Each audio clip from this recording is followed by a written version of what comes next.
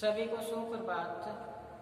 मैं Shishpal mayor BA part first सामान्य Hindi journal Hindi के अंतर्गत हम कल चर्चा कर रहे थे अयोध्या सिंह उपाध्याय हरिऔध की रचना करमवीर। उनकी रचना करमवीर पर हम कल सप्रसंग व्याख्या कर रहे थे कि करमवीर जो लोग होते हैं वो कितनी भी बाधाएं आ जाए, बाधा विविध बहु विघ्न घबराते नहीं, कितनी बाधाएं आ जाए घबराते नहीं हैं और भाग्य के भरोसे रहते नहीं है। तो कल हमने इनके जीवन परिचय के बारे में पढ़ा। इनकी जो पहली जो महाकाव्य है खड़ी बोली में, हिंदी बोली में जो खड़ी बोली में है प्रिय परिवास। फिर बताया था इनका जो उपन्यास है अधखिला फूल और ठेठ हिंदी का ठाठ, और इनके अन्य जो है वो प्रिय परिवास, विदेही वनवास और चोखे चौप दे चोप दे, ये इनकी रचनाएं हैं। और ये अपने युग के सबसे बड़े कवि थे। खड़ी बोली में इनका प्रथम महाकाव्य है जो प्रिय परिवास है। तो हम करमवीर के बारे में कवि ने बताया कि करमवीर होते हैं विघ्न बाधाओं से घबराते नहीं हैं और भाग्य के भरोसे कभी नहीं रहते हैं। ऐसा नहीं कहते ये कि अजगर करे ना चाकरी, पंछी करे न काम, मुल्का यूं कह गया सबके दाता राम। भाग्य भरोसे नहीं रहते ये तो क्या कहते हैं, काम कितना ही कठिन हो किंतु उकताते नहीं, किसी कार्य को पूर्ण करने से बीच में ये छोड़ते नहीं हैं, लगे रहते हैं। कहते ना एक सादे सब सादे सब जाए, रहमन मूल चिजीबो फूल फले आगाए। ये एक कार्य को करते हैं, आगे से आगे कार्य को करते ही जाते हैं, रास्ते में अपने कार्य को विचलित नहीं होते, छोड़ते नहीं है। फिर बताया कि हो गए आन उसके बुरे दिन भी भले, अचानक उनमें ऐसा कोई मुसीबत आ जाए, बुरे दिन आ जाए, लेकिन ये कभी उस बुरे दिन परिस्थितियों का विषम परिस्थितियों का सामना करते हुए उनको भी अच्छे दिनों में तब्दील कर देते हैं, बदल देते हैं। सब जगह है, सब काल में कैसे ही परिस्थितियां आ जाए, समय अनुकूल हो या प्रतिकूल, इसी में ये फलते हैं, फूलते हैं। तो कवि ने ये बताया। फिर आगे का पद में बताया था कि काम आरंभ करके या नहीं छोड़ते, ये कार्य को आरंभ कर दिया उसको बीच में कभी नहीं छोड़ते हैं और सामने करके नहीं मुंह मोड़ते हैं। एक बार किसी कार्य करने का ठान लेते हैं, उसी कार्य को पूर्ण करते हैं। बताया जो गगन की फूल बातें व्यर्था नहीं तोड़ते, ये बैठे बैठे काल्पनिक सपने नहीं लेते, ये आसमान के तारे तोड़ने की कल्पना नहीं करते, ये सार्थक कार्य करते हैं। तो कहते हैं मन में इनके करोड़ों संपदा होती है, वैसे ही ये काल्पनिक सपना लेके करोड़ों संपदा नहीं जोड़ते। बताया कि इनके हाथ में तुच्छ वस्तु आ जाए उसको भी क्या बना देते हैं, हीरा बना देते हैं। और बताया कि कांच को करके दिखा देते हैं उज्जवल रत्न, कांच को भी ये क्या बना देते हैं, उज्जवल पवित्र रत्न बना देते हैं। ये है करमवीर की पहचान। फिर आगे जैसे मैंने यहाँ श्याम पट्ट पे अंकित किया, क्या लिखा है, पर्वतों को काटकर सड़क बना देते हैं वे, पर्वतों को काटकर सड़क बना देते हैं वे, सैकड़ों मरुभूमि में नदियां बहा देते हैं वे, गर्भ से जलराशि के बेड़ा चला देते हैं वे। और फिर बताया जंगल में महामंगल रचा देते हैं वे, वेद नभ का तल का उन्होंने बहुत बतला दिया है, उन्होंने ही निकाले तार की सारी क्रिया। एग्जाम की दृष्टि से बहुत महत्वपूर्ण है ये पद, ध्यान से सुनो कि पर्वतों को काटकर सड़क बना देते हैं वे और सैकड़ों मरुभूमि में नदियां बहा देते हैं वे, गर्भ से जलराशि के बेड़ा चला देते हैं वे, जंगल में महामंगल मचा देते हैं वे, वेद नभ तल का उन्होंने बहुत बतला दिया है, उन्होंने निकाली तार की सारी क्रियाएं है, उन्होंने निकाली तार की सारी क्रियाएं। तो कवि ने यहाँ पे बताया है कि पर्वतों को काटकर क्या बना देते हैं, सड़क बना देते हैं कि जो कर्मवीर होते हैं वो एकदम साहसी होते हैं, दृढ़ निश्चय होते हैं, कार्य को एक बार कार्य करने की ठान लेते हैं, उसको पूरा करते हैं। तो यही बात यहाँ बताई कि जो अगम्य जो पर्वत है जिसकी कल्पना ही नहीं कर सकते कि वहां हम पहुंच पाएंगे या नहीं, इतना ऊंचाई नहीं हो और अगम्य हो, उसको भी काट कर, उसको पर्वतों को भी काट कर वहां पर क्या बना देते हैं, आवागमन योग्य सड़कें बना देते हैं। हम देखते भी हैं कि जो पहाड़ों पे सड़कें बनी होती है, ये किसका कमाल है, ये कर्मवीर व्यक्ति होते हैं, उनका ही ये साहस है। फिर बताया सैकड़ों मरुभूमि में नदियां बहा देते हैं वे, कि मरुस्थल हो जहाँ पानी की कल्पना ही नहीं की जा सकती और व्यक्ति प्यासा मर जाए, ऐसा मरुस्थल हो, वहां पर जो कर्मवीर व्यक्ति होते हैं वहां नदियां प्रवाहित करने की क्या रखते हैं, क्षमता रखते हैं। वहां कर्मवीर उस वीरान क्षेत्र में, उस मरुस्थल क्षेत्र में भी पानी बहाने की या नदियां बहाने की क्या रखते हैं, क्षमता रखते हैं कर्मवीर व्यक्ति। फिर आगे बताया कि वे गर्भ जलराशि से बेड़ा चला देते हैं वे, कि विशाल जलराशि से व्याप्त सागर हो, कि चारों तरफ से पानी ही पानी और तरंगे उसमें उड़ती हुई ऊंची लहरें उड़ती हो, और उसमें भी क्या चला देते हैं, बेड़ा चला देते हैं। बेड़ा का आशय नाव चला देते हैं, वहां क्या चला देते हैं, कर्मवीर जो व्यक्ति होते हैं उसमें नाव चला देते हैं, ऐसा साहस रखते हैं। आगे क्या बताया है, जंगल में महामंगल मचा देते हैं वे, जंगलों में भी महामंगल यानी सुख और सुविधा में वातावरण बना देते हैं। ऐसा वातावरण जहाँ पर ये पनपते हैं, जहाँ पर ये जाते हैं कर्मवीर व्यक्ति, जहाँ क्या हो, वीरान हो, वहां पर भी सुख सुविधा शांति स्थापित कर देते हैं कर्मवीर व्यक्ति। आगे बताया वेद नवतल का उन्होंने बतला दिया, वेद नवतल का उन्होंने बता दिया। तो कवि यहाँ अयोध्या सिंह उपाध्याय हरिओत जी ने बताया कि कर्मवीर व्यक्ति होते हैं वे व्यक्ति के प्रयासों से ही जो अंतरिक्ष है, अंतरिक्ष यान है, या अंतरिक्ष के संबंध में जो भी हमें जानकारियां मिली है वो उनका ही क्या है, उनकी उपलब्धि है कर्मवीरों की। अंतरिक्ष की जो भी हमें उपलब्धि प्राप्त हुई है कर्मवीरों की ही जानकारी से हमें उपलब्ध हुई है। फिर बताया कि कर्मवीर के प्रयासों से ही वेद तल का उन्होंने ही बतला दिया, कर्मवीरों के प्रयासों से ही उन्होंने निकाली काल की सारी क्रियाएं, उन्होंने क्या किया है, दूरसंचार प्रणाली का भी उन्होंने आविष्कार किया। दूरसंचार प्रणाली का भी जो कर्मवीर व्यक्ति होता है वो असंभव कार्य को भी संभव कर देते हैं। ऐसे व्यक्तियों के यहाँ पे चर्चा की है। तो कवि ने बताया है कि अंतरिक्ष दो पंक्तियों में आधुनिक काल में वैज्ञानिक उपलब्धियों की ओर संकेत किया। जितने भी हम सुख सुविधाओं की ओर अग्रसर हैं ये किसकी बदौलत है, ये कर्मवीरों की बदौलत है। सरल भाषा में भावों की अभिव्यक्ति में कवि ने बताया कि कर्मवीर व्यक्ति होते हैं वो दुर्गम पहाड़ होते हैं, वहाँ आवागमन का क्या बना देते हैं, रास्ता बना देते हैं, सड़कें तैयार कर देते हैं। फिर बताया कि चारों तरफ से मरुस्थल हो और वहाँ पर पानी की कल्पना ही नहीं की जा सकती, वहाँ पर ये नदियाँ बहा देते हैं, कर्मवीर व्यक्ति होते हैं। फिर आगे बताया गर्भ से जल राशि में बेड़ा चला देते हैं। आगे बताया राशि बेड़ा चला देते हैं वे कि समुद्र में उठने वाली लहरें, समुद्र में उठने वाली लहरों को उसमें भी ये जो कर्मवीर होते हैं ये अपने क्या चला देते हैं, नाव चला देते हैं।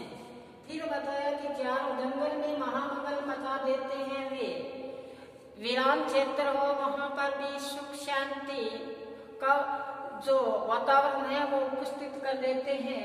अब फिर आगे कवि ने बताया कि वेद नवतल का चाहे नभ हो चाहे तल हो, उन्होंने बहुत बतला दिया। अंतरिक्ष का ज्ञान हो चाहे भूगर्भ की बात हो, ये कर्मवीरों की ही देन है कि उन्होंने सब रहस्य को हमारे सामने प्रस्तुत कर दिया।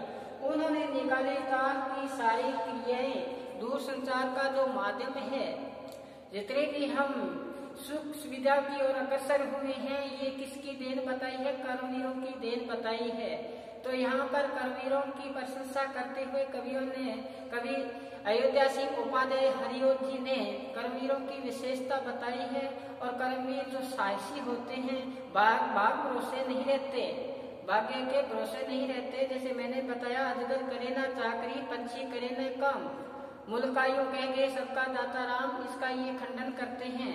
या इस प्रकार से कह लो कि पहले बनी प्रारंभ पक्षा बना शरीर, तुझसे अजर है मन में धारे न धीर।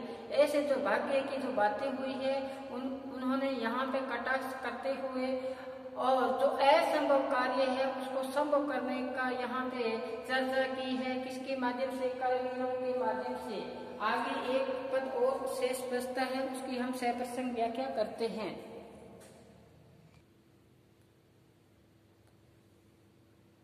आगे देखो क्या बताए, सब जगह से आज जितने देश हैं फूले फले, सब जगह से आज जितने देश हैं फूले फले, बुद्धि विद्या धन वैभव के हैं जहाँ डेरे डले, वे बनाने से उन्हीं के बन गए इतने भले, वे सभी हैं हाथ से ऐसे सपूतों के पले, लोग जब ऐसे समय पाकर जन्म लेंगे कभी, देश की और जाति की होगी भलाई भी तभी। तो यहाँ फिर कर्मवीरों की महिमा का गुणगान किया है कवि द्वारा। कवि क्या कहता है? कर्मवीर का महत्व बतलाकर देश की कल्याण की अभिलाषा व्यक्त की है कर्मवीरों के माध्यम से, कि देश का भला तभी होगा जब ऐसे सपूत, ऐसे कर्मवीर इस देश में अपने लक्ष्य की ओर सदैव अग्रसर रहेंगे, कार्य में सदैव लीन रहेंगे, आलस्य प्रवृत्ति को त्याग कर अपने कार्य में सदैव लीन रहेंगे, तभी देश का क्या होगा? कल्याण होगा। यही कवि ने वर्णन करते हुए बताया है कि जितने भी देश हैं, कि संसार में जितने भी देश हैं, देश ही कह लो या जो भी देश फला है फूला है, वो सब किसकी देन है? कर्मवीरों की देन है। कि सब जगह आज जितने देश फूले फले, जो भी देश फला फूला है, वो किसकी देन है? इन कर्मवीरों की देन है। कर्मवीरों के माध्यम से ही उनमें क्या है? बुद्धि है, विद्या है, धन है, वैभव है, उन्होंने डेरा डाल रखा है इनका। तो क्या बताएं? विश्व के जहाँ बुद्धि विद्या धन वैभव का प्रचुर मात्रा में क्या हो रहा है? प्रसार हो रहा है। यहाँ इनकी बुद्धि है, कुछ अगर बुद्धि होगी, विद्या होगी, धन होगा और वैभव का प्रसार होगा, तो कवि ने फिर बताया कि वे बनाते उन्हीं से बन गए इतने भले, और वे सभी के हाथ में ऐसे सपूतों के पले, लोग जब ऐसे समय पाकर जन्म लेंगे कभी, और देश की जाति की होगी भलाई तभी। तो कवि ने बताया है कि कवि फिर बताता है कि हमारे देश में ऐसे सच्चे कर्मवीर सपूत लेंगे तो हमारे देश और जाति यानी अर्थात समस्त भारतीय समाज का अवश्य क्या होगी? भलाई होगी। आया है ना कि देश की जाति की पूरे भारतीय समाज की भलाई तभी होगी जब लोग ऐसा अवसर पाकर जन्म लेते रहेंगे कर्मवीर। तो जहाँ कर्मवीर हैं उनके हाथों में ही ये सब, इन सपूतों के हाथ में ही क्या है? बागडोर है। तो महिमा का गुणगान किए हैं कि सब जगह आज जितने भी देश फले फूले हैं वो सब विकसित हुए हैं, समृद्ध हुए हैं, वो किसकी देन है? वो कर्मवीरों की देन है। आज विश्व के जहाँ भी बुद्धि विद्या धन और इतने समृद्ध हुए हैं, वे सारे देश विभोग संपन्न है, वे समाज ऐसे कर्मवीरों के हाथों ने ही संवारे हैं। जहाँ कर्मवीर हैं वहाँ ही ये इनका विकास हो पाया है विद्या का, बुद्धि का और अपार धन संपदा का। जो कर्मवीर होते हैं वो पर्वतों को काटकर भी क्या बना देते हैं, आवागमन का रास्ता बना देते हैं। वो साहसी होते हैं, वो जलराशि में भी, समुद्र की अथाह है जलराशि में क्या चला देते हैं, बेड़ा चला देते हैं, नाव चला देते हैं। और मरुस्थलों में भी ये नदियां बहा देते हैं। और उन्होंने नभ और क्या बताया, तल का भी भेद इन्होंने ही जाना है। तो कर्मवीर जहाँ भी ये इनका जन्म होगा, ऐसे सपूतों का जन्म होगा, वो देश फलता है, फूलता है। वो देश क्या करता है, फलता है और फूलता है। वे सभी हाथ ऐसे सपूतों के पले लोग जब ऐसे समय पाकर जन्म लेंगे कभी, तो देश की और जाति की क्या होगी, भलाई तभी। तो देश और जाति की होगी भलाई तभी। ये थी हमारे कर्मवीर की 6% व्याख्या। अगर आपसे एग्जाम में पूछी जाए कर्मवीर की व्याख्या, तो आप आसान सी व्याख्या है, आसानी से आप एग्जाम में कर पाओगे। सबसे पहले जो हमारे पद्य भाग में जितनी भी कवि हैं, उनकी जो रचनाएं हैं वो अच्छी तरह से याद कर लेना। तो आपके, क्योंकि हमारे जब हम 6% व्याख्या करते हैं तो उसमें ये बार बार हमें लेखक का नाम, प्रसंग लिखना पड़ता है, तभी हमें कर्मवीर का नाम आए तो हमें पता है। अयोध्या सिंह उपाध्याय हरियोध की रचना है। जो हमने पहले रचना पढ़ी थी वो कौन सी थी, वो थी केदारनाथ अग्रवाल की। उसकी 2 रचनाएं थी। एक थी यह धरती है उस किसान की, न श्री कृष्ण की न भगवान राम की, यह धरती है उस किसान की।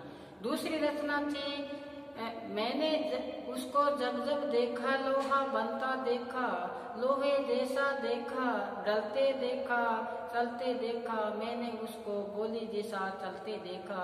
या श्रमिक की जो श्रमनिष्ठ है, यानी उनकी जो मेहनत है उस पर प्रकाश डाला था केदारनाथ अग्रवाल ने। तो आपको इनकी रचनाएं याद होनी चाहिए। गद्य का भाग बाद में करवाएंगे, इससे पहले पद्य का चल रहा है। तो आज हमने दो कवियों की रचनाओं पर प्रकाश डाला। एक तो केदारनाथ अग्रवाल की, दूसरी अयोध्या सिंह उपाध्याय हरियोध की। और जैसे इसके बाद में हम जैसे कल चर्चा करें तो कोई रचना हम उठा लें, जैसे प्रेत का बयान है, नागार्जुन की रचना है प्रेत का बयान, जो एग्जाम में बहुत बार पूछा जाता है। सूर्यकांत त्रिपाठी की रचना कौन सी है, ध्यान से सुनो। सूर्यकांत त्रिपाठी की रचना कौन सी है, याद आया होगा आपको, वह तोड़ती पत्थर। कौन सी है, वह तोड़ती पत्थर। और फिर है रचना देश की नस्लें। देश की नस्लें तो भवानी प्रसाद मिश्र की रचना है। और जयशंकर प्रसाद की कौन सी रचना है, आपसे पूछी जाए जयशंकर प्रसाद की जो रचना है वो कौन सी है, अरुणीय मधुमेह देश हमारा। और दूसरी है बीती विवावरी जागरी। फिर मैथिली शरण गुप्त की रचना है संदेश यहाँ मैं नहीं स्वर्ग का लाया, भूलों का गौरव। ये है मैथिली शरण गुप्त की। लेखक के नाम आपको जैसे प्रथम वीडियो बना था उसमें मैंने आपको पाठ्यक्रम के बारे में बताया था, तो आपको पाठ्यक्रम याद होना चाहिए। थोड़ा थोड़ा ही आप पढ़ेंगे तो अपनी मंजिल को हम प्राप्त होंगे। कहते हैं मैंने सदैव में आपको यहाँ बताता हूँ, एक सादय सब सदय सब सादय सब जाए, रहमन मूल चिची को फूल फले अगाए। एक कार्य करो फिर आगे से कार्य करते जाओ बीच में नहीं सब जैसे कर्म करवाया। तो कहते हैं एक सादय सब सदय, सब सादय सब जाए। अचानक एग्जाम आ जाए, हम पढ़ना अचानक शुरू करें तो काम नहीं बन पाएगा, फिर तो विचलित हो जाएंगे। सब सदय तो रहती कहते हैं कि पेड़ है उसकी जड़ में पानी डालते जाओ, मूल है उसकी, तो फूल फले आगाए, उसको फूल भी आएंगे फल भी आएंगे और हम प्राप्ति भी होगी। इसी प्रकार से भारतवर्ष की उन्नति कैसे हो, भारतेंदु हरिश्चंद्र की ये निबंध है। आचरण की सभ्यता अध्यापक पूर्ण सिंह है। इसी प्रकार मेघदूत है वो है महावीर प्रसाद द्विवेदी जी की भारतीय संस्कृति की देन हजारी प्रसाद द्विवेदी। और फिर है जैसे गिल्लू है तो महादेवी वर्मा की रचना है, सवालों की नोक मोहन राकेश का निंदा रस, बहुत अच्छा सा है ये निबंध निंदा रस। तो ये है हरिशंकर परसाई की नेता नहीं नागरिक चाहिए, नेता नहीं नागरिक चाहिए, ये है रचना जो रामधारी सिंह दिनकर की है। साफ माथे का समाज, बहुत अच्छे से ये निबंध है। जैसे आप घर पे बैठे हैं, आराम से बैठे हैं, इसको अध्ययन किया करो।